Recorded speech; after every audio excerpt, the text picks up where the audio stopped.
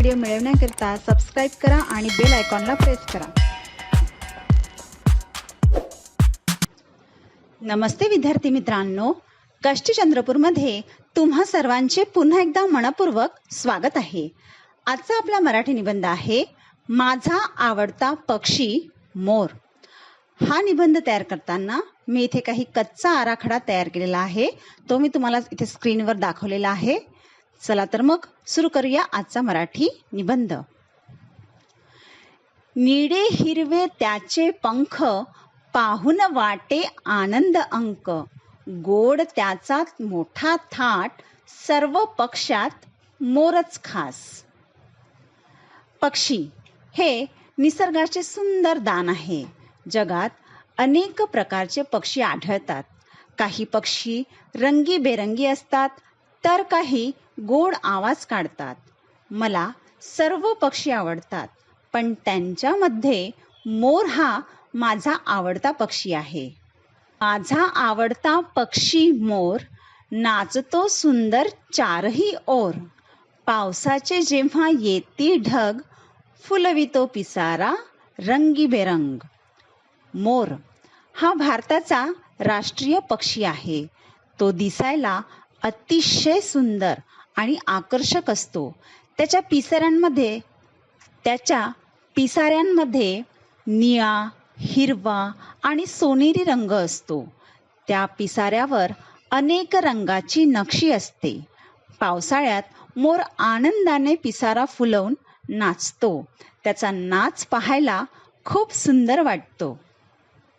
मोर जंगलात, शेताजवळ आणि डोंगराळ भागात आढळतो।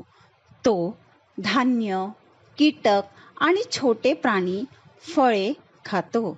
मोराचा आवाज मोठा आणि वेगळा असतो। मोर आपले सौंदर्य आणि नृत्य यासाठी प्रसिद्ध आहे।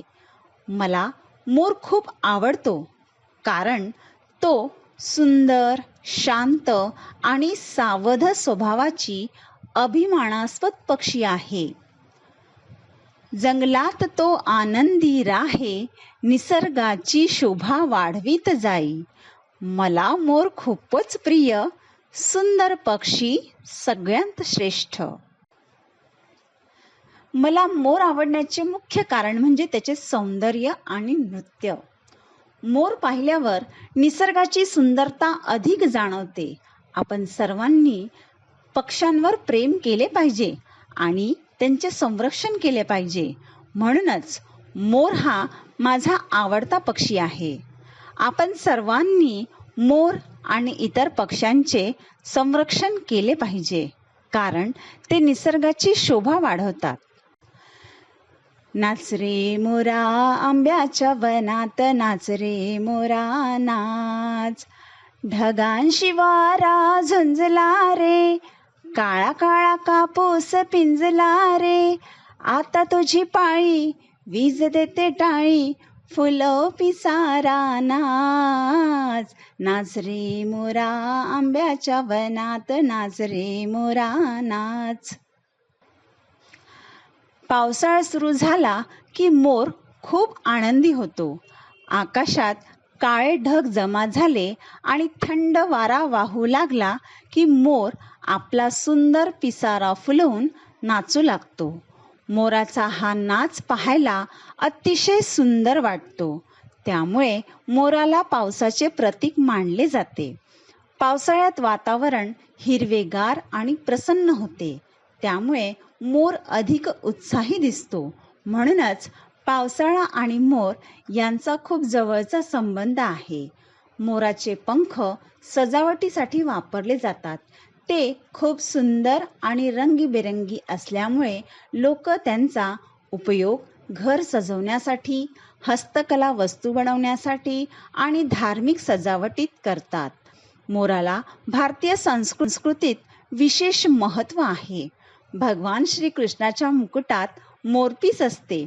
तसेच मोर सौंदर्य, आनंद आणि पावित्र्याचे प्रतीक मानले जाते। भारतीय कला, नृत्य आणि साहित्यही मोराला विशेष स्थान दिले गेले आहे।